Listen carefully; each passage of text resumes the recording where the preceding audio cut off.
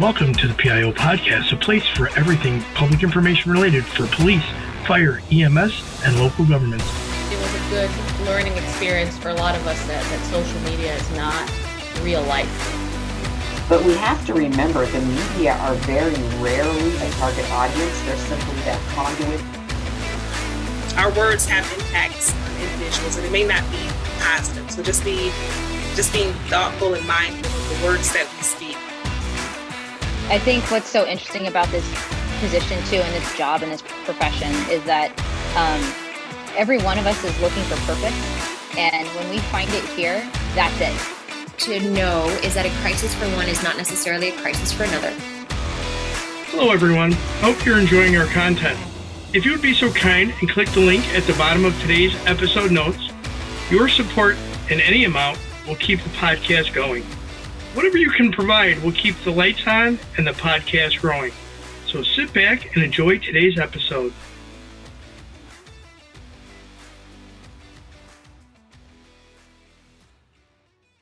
I'd like to welcome Lisa Glass.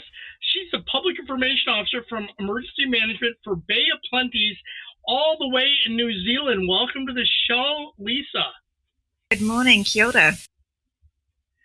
Yeah, thank you very much for being on the show. I mean, this is kind of exciting. I don't think I've ever interviewed anybody from New Zealand before.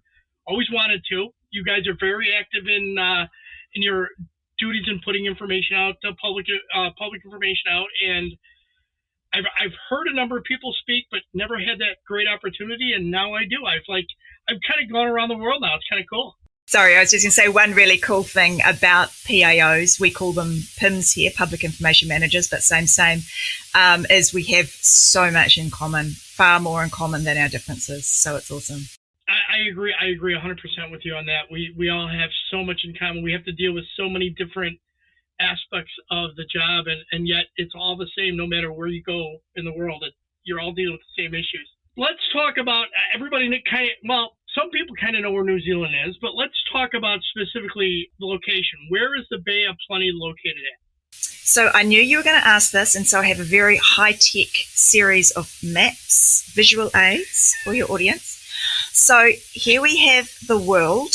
Now this is a New Zealand-centered world map, so I've handily pointed out where the United States is because it's in a different position probably from where you're used to seeing it. New Zealand is here, so we're in the South Pacific Ocean. Our nearest large neighbour is Australia. Our nearest actual neighbours are very small Pacific Island nations that aren't showing up on this map. So a wee way away. If we come to visit you, there's a lot of ocean in between. We're a small country, but we're actually not as small as people think. We're roughly the same size as the United Kingdom, which is up here somewhere. But our population is only about 5 million. And for Bay of Plenty, so here's New Zealand, the nation. Am I showing the whole country? Right. So you can see it's long and thin. The north is warmer, the south is colder because we're the opposite. The very cool English names are the North Island and the South Island. The nicer Māori names, the indigenous population, is Te Ika a Maui, the fish of Maui, and Te Waiponamu, greenstone waters. So I'm sure you'll agree that's much nicer. The arrow here is pointing to Bay of Plenty, which is where I work and what I represent. So we don't have states. Similar to Canada, we have provinces or regions, and Bay of Plenty is my region, about 350,000 people, a very long coastline, a lot of exposure to natural hazards including tsunami, earthquakes, active volcanoes, but our most common would be weather-related events, flooding, landslides, etc. Okay. So what's the population for the area that you serve? So the whole area is around 350,000 people. We have a couple of metropolitan centres within that. So the town or the city that I live in is called Tauranga, which is around, I think we're about 150,000 people. And then there's a smaller city called Whakatane, which has got the active volcano just 50 k's off the coast. And look, off the top of my head, I'd say there may be 50,000 people, but I'm kind of making that up. So I hope no one from Whakatane is watching. All right. Let me ask you this. What is your background? How did you get into this field? And if I'm correct, you were a former journalist, right?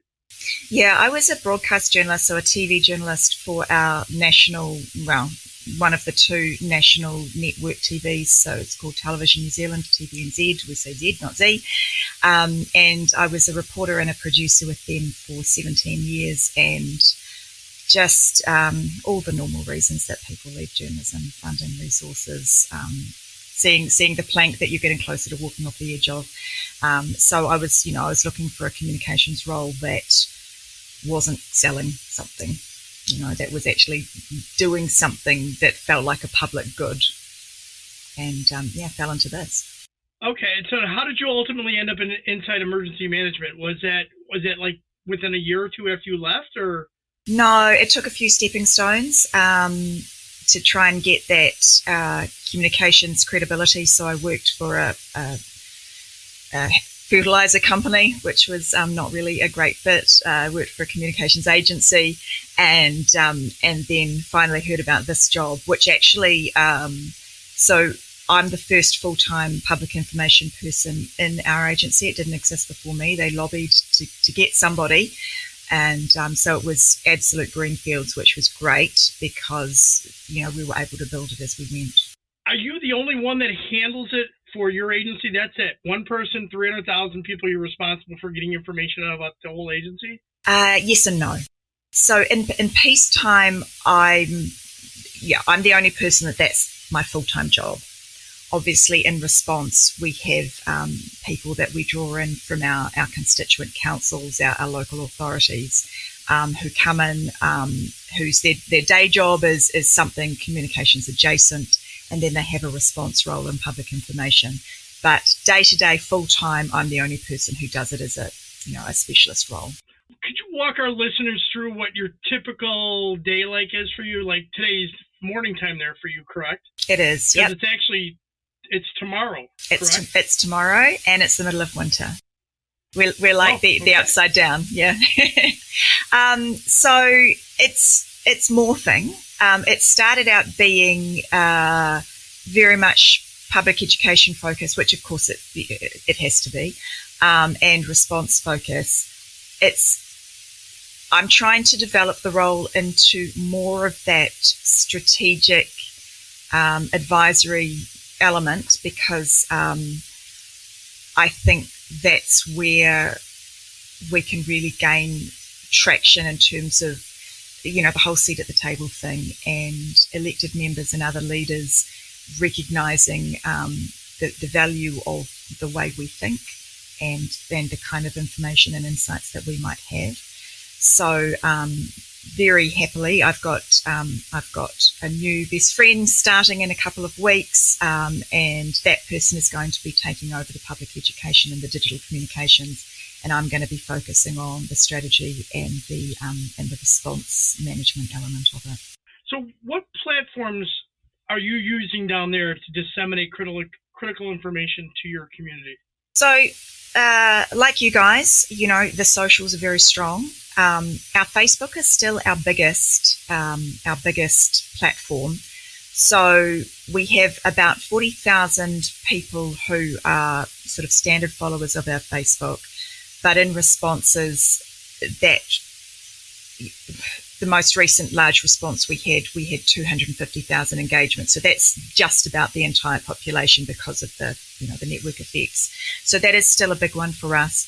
But obviously Facebook, all the socials are just so fragmented, and I really want to sit down with our new person and work out a social strategy. Like, okay, if we're going to be spending so much, if we're going to still have that as a predominant platform, how are we going to make sure we're not just talking to the same small group of concerned mothers, that we're actually reaching other people?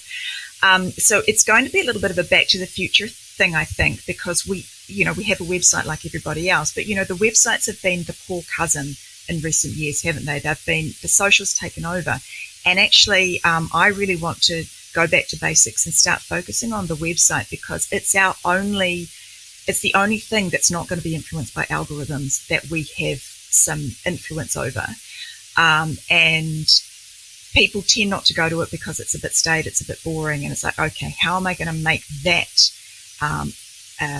a desirable first port of call as opposed to socials, which have all the flaws that we're aware of.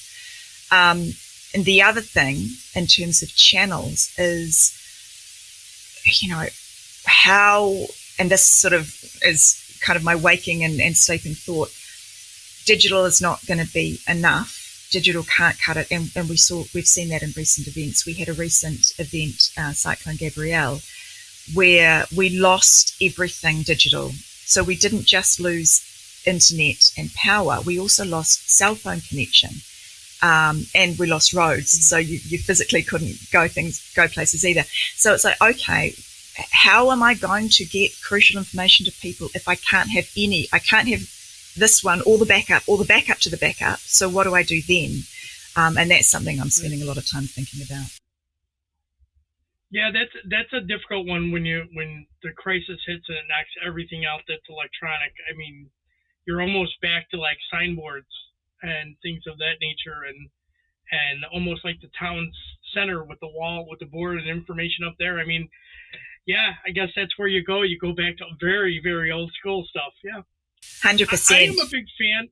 Yeah, I'm a big fan of using the website. I'm a big believer of pushing your information from your socials to your website. I believe that if you have a good quality website and you keep it updated, I think it has more value than the social media, because yes, you can put things out on social, but you really should always get in the habit of kind of pushing people to your website as a way to get them to come back and see, because if they get used to going there, they're going to go there when the crisis happens. They're going to know that this is a page, or that you're going to activate a new page that has all the crisis information specifically on it, which I think is something that's becoming more common as the websites have become more user friendly. They've become much easier for us to drop things into and just turn on, as opposed to what they used to be years ago, where it might take an act of God to get a page changed. Now it's relatively easy with WordPress and all those other such sites to do that. So yeah, I'm a big fan of those.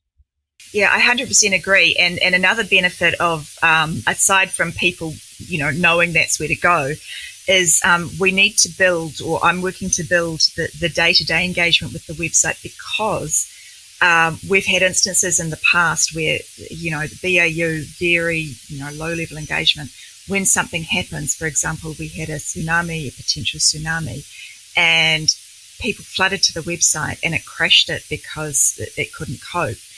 And I talked to our IT people and I said, well, can't we just have more, bandwidth or whatever thing you do? And they're like, no, it's not about expanding that. It's about the differential. It's about the difference between the normal and the abnormal. And so I need to try and bring those closer together so that we're less likely to have that kind of situation. Yeah, I'm a big fan of using those websites as your tool, and I'm glad that you're figuring out what you need to change so that you can get that information out and bring it more into the middle. That's good. So one of the things I wanted to talk to you about is communicating empathetically. It can be difficult for a lot of PIOs because we're so used to just putting information out, and you advocate. You're a big advocate for doing just that. So can you talk about that? Yeah. The main caveat is, you need the backing of your bosses, right? And you need the little bit of free rein from the bosses, because sometimes these things can be, any change is uncomfortable, or any changes, we've definitely gone from being more, here are the absolute facts, to a more chatty, for want of a better word, way of writing. We don't now just say, this is the weather warning, 200 millimeters expected, blah, blah, blah. We will say, okay, that wet weather's set to get a bit worse. We change it into chattier language. The rationale behind it is twofold. We want to seem like your neighbor, your friendly person who knows stuff, rather than an authority, because we know people are losing trust and confidence in authorities. We don't want to seem like the person just telling you what to do. And we want eyeballs for longer. We want that feeling of engagement. And basically, I think it's a benefit not necessarily to have come through the same emergency management pathway as your colleagues as a PIO, because you're coming to it maybe from a community point of view, whereas other people might be seeing it in terms of operational. So having come as a community member, I'm thinking, what would I want to know, and how would I like to hear it, and what are the questions I'm going to be asking? And sometimes those questions aren't about the scientific facts of the situation. So what we did in Cyclone Gabrielle, which was a major we say cyclone, you say hurricane, a major event, which unfortunately there were deaths, and it's turned out to be the most expensive weather event in the Southern Hemisphere. The recovery is ongoing and will take years. We just talked to people. It was almost like stream of consciousness. It was like, hey, listen, we're sitting here waiting to see what's going to happen. How are you guys feeling? Gosh, that wind's really ramping up, isn't it? Hope everyone's okay. And just sort of kept up that. And it was partly to reassure people, and it was partly because, filling that gap if you were just putting information out, you're saying this much because you don't know. But if you're talking about the human side of it and the psychology side of it, you've got a lot more to say, and you've got a lot more options for people to feel connected to you. And now, a word from our sponsor. In today's climate, you need to be able to communicate, whether you're communicating to those you serve, your peers, or your constituents. Whether you're looking for professional development or to work with a professional, John Guilfoyle Public Relations has you covered. From crisis communications to website development, visit our website at jgpr.net or call us directly at 617-993-0003 to get started today. We'll help you tell your story strategically. Now let's return back to our episode. Lisa, I think, this is something I've kind of noticed recently in our local news media where they're talking about storms. Instead of them just saying, where I'm at, tornadoes are a massive issue. We had in the Chicagoland area in one day, we had 29 tornadoes hit the metropolitan area in a relatively short period of time within an 8 to 10 hour time period. And five or seven, I believe, were just in the city of Chicago themselves. It's a very, very big issue. And instead of them just saying, okay, yeah, we have a tornado, we have signature of a tornado that's touching down, they're telling people you need to get into a structure, you need to protect yourself. They're being very personal and very intentional. And I think that's important because I think it shows the urgency of what needs to be done, so that people are taking it a little bit more seriously. Because, there were times I remember when I was younger, tornado sirens would go off in the area, the alert sirens would go off, and nobody would really do anything.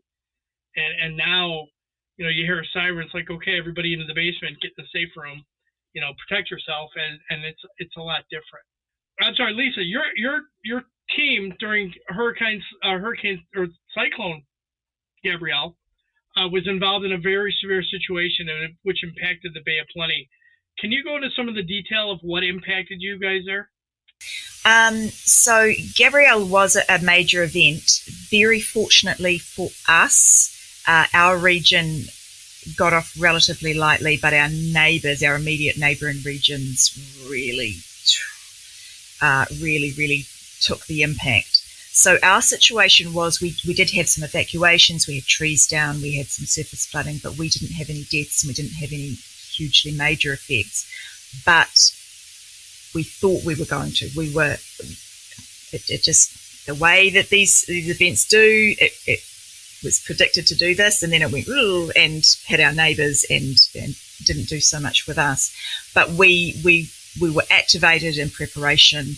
We were sitting there, 11 o'clock at night, 12 o'clock, when, okay, we can see the water levels rising. We're going to start these evacuations, blah, blah, blah. It was one of those situations where you could very easily, from a public information standpoint, say, look, wait and see. We don't know. We're monitoring. We'll let you know. We could very easily have done that.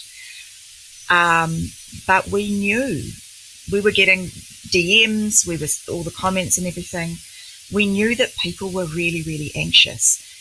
We'd come off a series of, there'd been major floods 2 or 3 weeks prior in which people had died. There'd been another cyclone which had caused a lot of damage, no deaths, but a lot of infrastructure damage a couple of weeks prior. And then people were hearing about this big thing coming, and people were really tense, more tense than they would be if it had just been a standalone event. So we just kind of instinctively, and when I say we, I mean me, because it was just me at that time, because there was not a lot to report.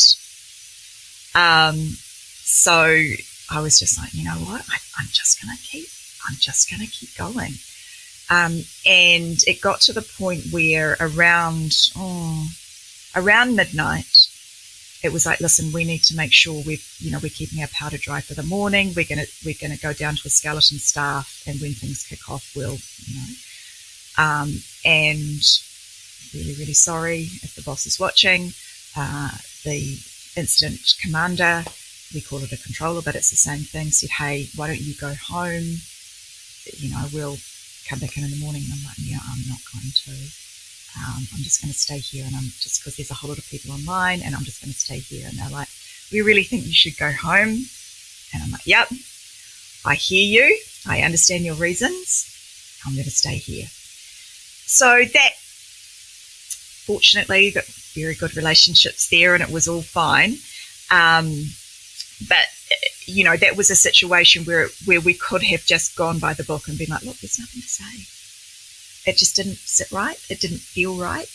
And it, fortunately, in hindsight, turned out to be, probably the right call, I think.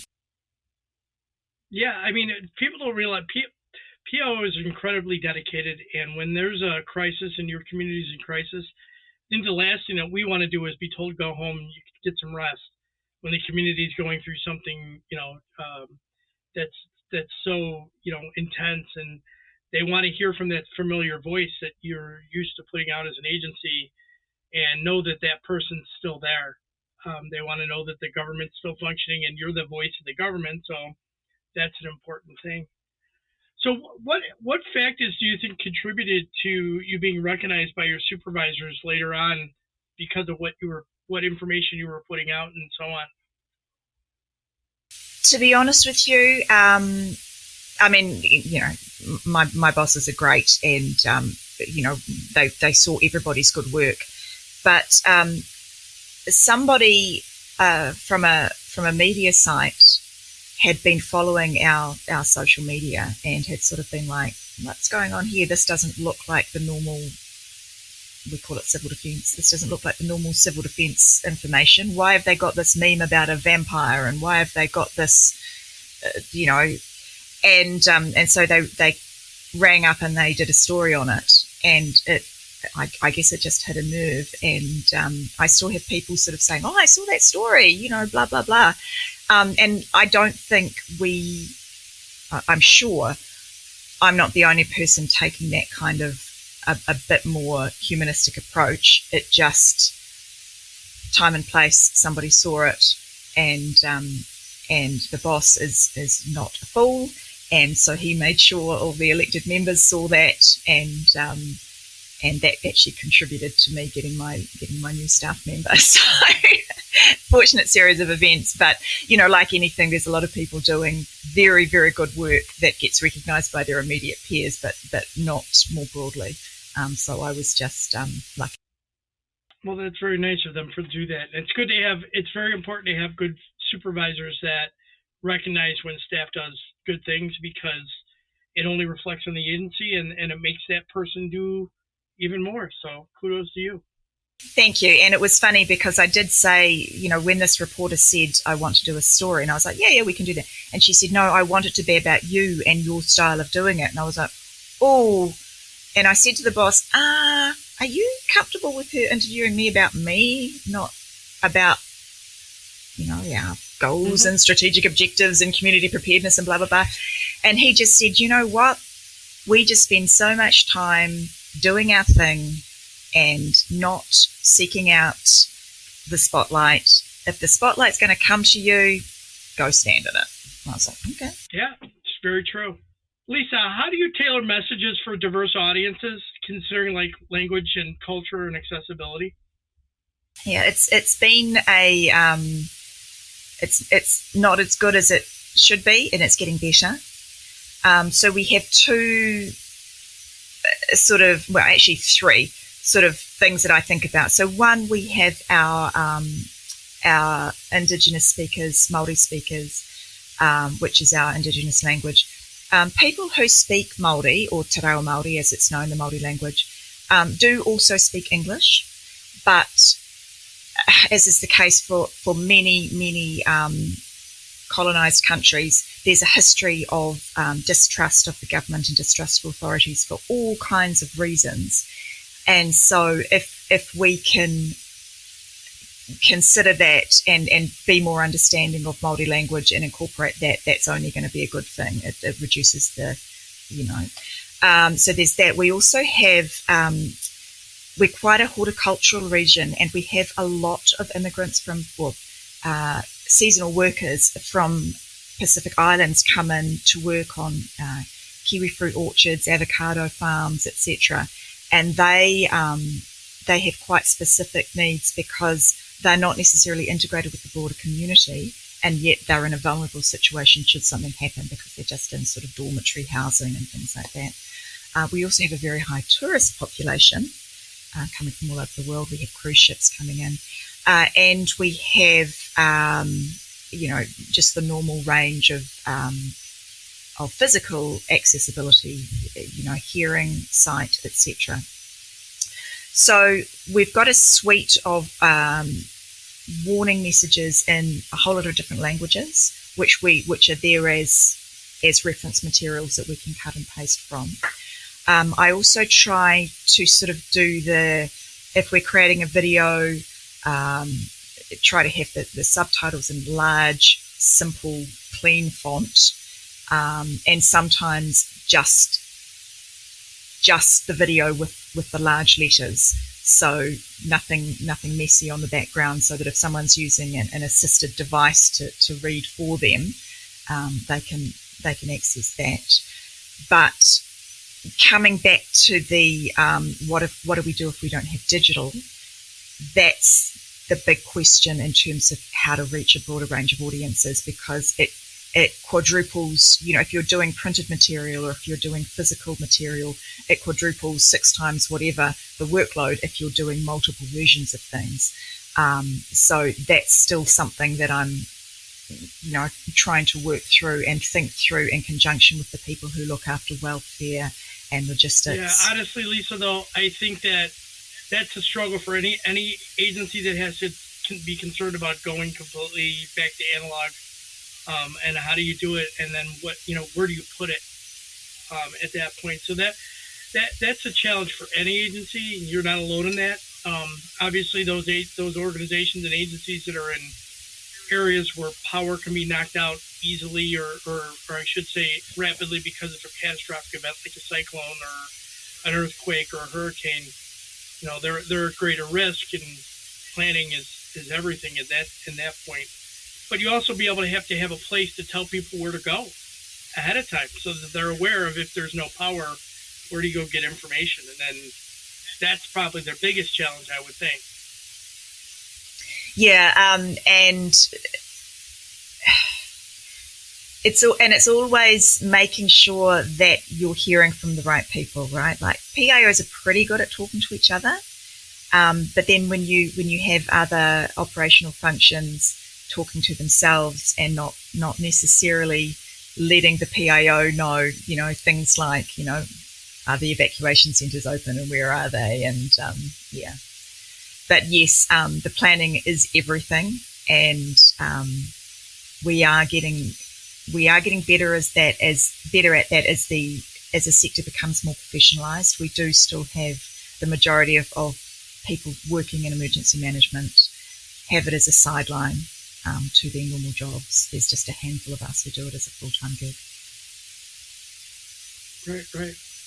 So, Lisa, how do you handle communication challenges when it comes to misinformation or public skepticism?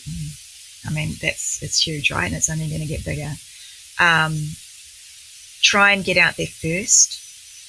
Try and explain, so yeah, we're hearing this too, without repeating it, of course. We're hearing these things too. Here's what we can tell you, and here's how we know this. When I was a reporter, we called it process reporting. It's like, well, it's not just a fact. It's like, we've gone and talked to so-and-so, and they've checked with this thing, and that's why we can tell you this is a fact. Show you're working. Broader than that, though, it's trying to build, or at least not diminish, that trust and confidence, which, we can do the best job in dealing with misinformation that's possible. And if they're not going to trust us for various reasons, well, that works pointless.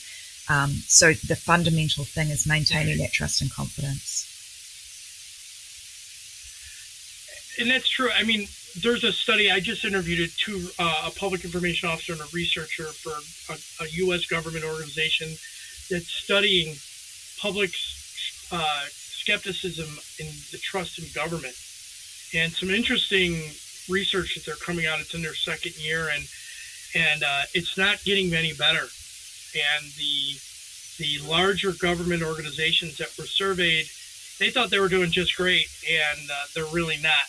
And that's problematic when you can't trust, the public doesn't trust what the government's putting out. That becomes, very difficult. So locally, it was much better for the local, smaller community, public information officers, but the large agencies, the skepticism was incredibly high, and the trust of the information that they put out was incredibly, was poor, and that's not a good combination whatsoever.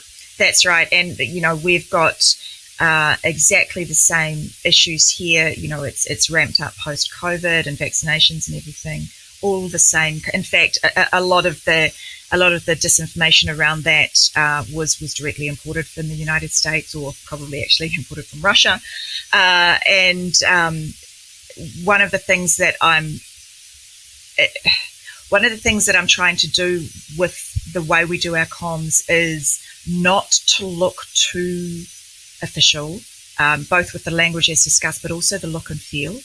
So I've had a couple of interesting conversations with some graphics professionals who have gently tried to tell me that our stuff doesn't look very polished and doesn't look very slick and doesn't look very, the look and feel is a little bit on the down home side. And I'm like, yeah, but that's on purpose. We don't want to look too slick. We don't want to look like we've got a whole lot of money and resources and spin and filters behind us. We want to look like we're on the ground doing this job, and we're just putting this stuff together to get the information to you. We're not packaging it to the nth degree. Right. That's an interesting way of doing it. I really like that. Nicely done. Lisa, have you used any AI in your current position? Not generative AI. Well, for prompts, sometimes, but I'm working on I've put out a draft AI policy at the moment that I want to sort of try and get over the line for everyone working in comms in the region. Basically, that says we will not use generative AI for anything public facing, so that then we can say that hand on heart to the public. Using various AI tools at the back end. I mean, obviously for data processing and for finding information and all the things, hugely valuable. But I think it's very, very important that if people turn to us in an emergency, they know that what they're reading was written by a human, and a human who's going through the same things then. And even if the AI output was perfect, which as we know at the moment it's not, but even if it were, they need, I think quite strongly, they need to believe and know that it's us that's doing it. It's not the machines. And so I want to sort of have an explicit statement about that on anything or before we put anything out. And that definitely goes towards that skepticism about public trust. If you're just using AI, and I could see there are advantages when you're trying to come up with a new way to reach someone to use it on the back end. Yeah, I see that advantages. But just to use it just to push stuff out, that can definitely be open up to some skepticism by the public from that if they were to find that out. Do you see changes in the way you do your job with AI in the next 3 to 5 years? I just think it's going to be increasingly, like we as communicators are very aware of it, and across all types of government and business, people are very aware of it. The public probably less so in terms of, is this message written by an AI or is this a legitimate image?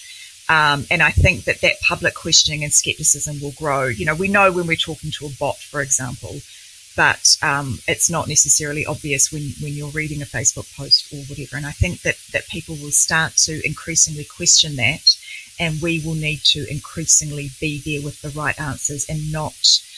And this is one of the reasons I want to get the policy across the line, because if and when a journalist, for example, approaches me and says, hey, what are you doing about this? I don't want to say, hey, I'll get back to you on that. I want to be able to say straight away, boom, boom, boom, boom, boom. And, no space for doubt in that area. So I think that's the change. It's just going to be more, a greater awareness. And plus, as AI, I mean,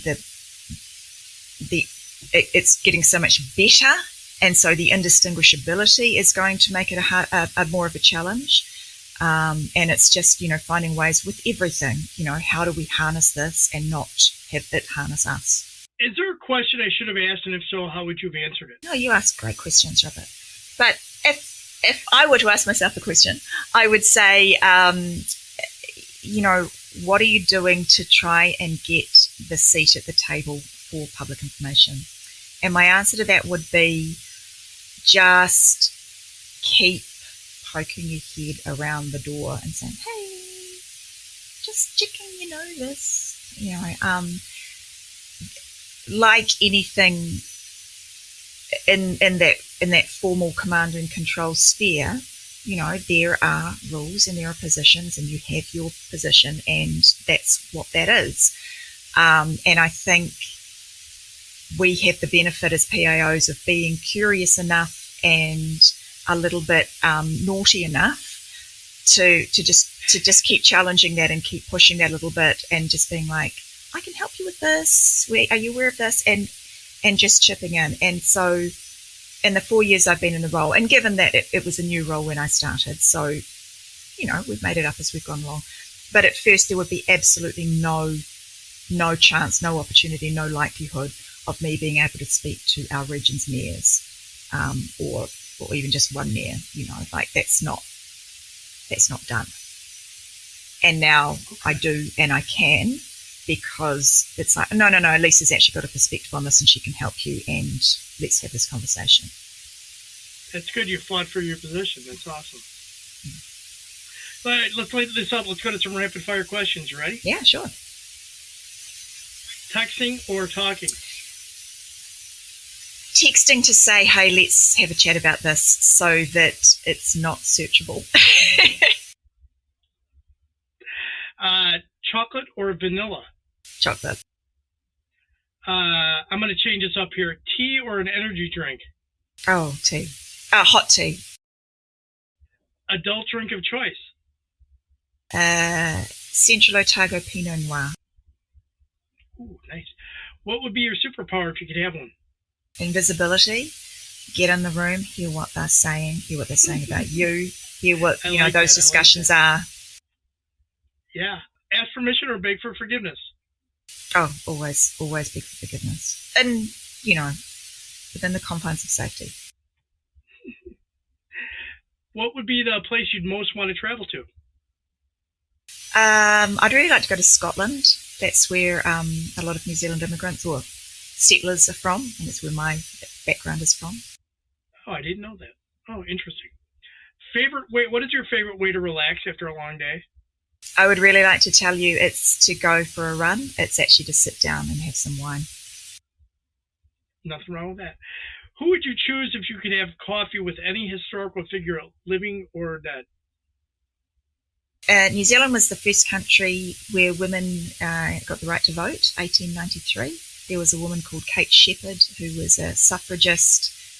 She was also published the first women's only newspaper. She fought for our rights as women, and I would very much like to have a chat with her. Interesting, very interesting. Lisa, any final thoughts? What key points would you like our listeners to take from today's interview? That the PIO community, as you well know, Robert, of all people is just such a fabulous collegial place. And whenever I've been thinking, I need to show that I'm competent at this and not show a weakness, it's always better to reach out to somebody and say, hey, are you dealing with this? And what are you doing about it? Because chances are, they are. They've thought about it and they've got a perspective that you've not thought about. I've been really, really fortunate to, I'm coming over to the States in September for the third section of the MPIO, FEMA MPIO program, and meeting those people and seeing how much we've got in common and how much we can help each other is just, it fills your cup when sometimes the challenges are pretty draining. So it's always, we've got a saying here, what is the most important thing in the world? He tangata, he tangata, he tangata. It is the people, it is the people, it is the people. And I truly believe that for PIOs. Is there a motto or a piece of wisdom that you live by? No good deed goes unpunished. You are never, ever, ever going to in fact, the more good stuff you do, the more criticism and pushback you're going to get. And that's not a reflection of you not doing a good job. It's just a fact of the world, so accept it. Yep, that is so true. Lisa, how can people best reach out if they want to connect or learn more about what you do? So if you would like, you can follow Emergency Management Bay of Plenty on LinkedIn, or I'm on LinkedIn, Lise Glass. If you Google Emergency Management Bay of Plenty, you'll be able to get in touch with us. We've got an amazing team. We've got 20 emergency managers. We'd love to hear from you, and of course I would as well. Outstanding, and I'll add all that stuff into the show notes so people will be able to find you easier. Lisa, thank you very much for coming on the show. Thank you, and good luck to everybody. I hope that the weather isn't getting you down too much and you're getting some cooling off time. Thank you. That's all for this week. We hope you enjoyed this episode. Thank you for listening. Be sure to subscribe to the podcast to get notified on the latest episode. If you are listening on a platform that allows you to leave a review, please give us a review.